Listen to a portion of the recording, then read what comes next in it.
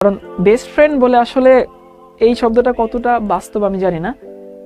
তোমার সব থেকে ভালো বন্ধু তোমাকে হয়তো তোমার সঙ্গে বেইমানি করতে পারে, তোমার সব থেকে প্রিয় মানুষটাও তোমার সঙ্গে বেইমানি করতে পারে, বাট ইয়োরসেলফ, তুমি কখনো তোমাকে বেইমানি করবা না। তো চেষ্টা করবা নিজেকে সব থেকে নিজের ভালো বন্ধু বানানোর, নিজেকে ভালোবাসবা, নিজের সঙ্গে মাঝে মধ্যে গল্প করবা, নিজের সঙ্গে মাঝে মধ্যে ঝগড়াও করবা। সো তখন হয় কি, এটাকে সেলফ টক বলে।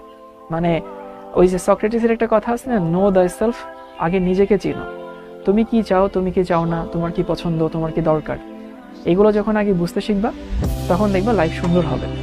সব সময় অন্য মানুষের সঙ্গে গল্প করা, অন্য মানুষের সঙ্গে সবকিছু শেয়ার করা, হ্যাঁ বন্ধু থাকতেই পারে, কিন্তু তোমার সব থেকে বড় বন্ধু যেন তুমি নিজে হও। নিজেকে বোঝার চেষ্টা করবা, নিজেকে বোঝানোর চেষ্টা করবা যে কি চাই কি চাই না, কোনটা দরকার, কোন দিকে যাব কোন দিকে যাব না। দেখবা যে হচ্ছে চারিদিকটা একটু সুন্দর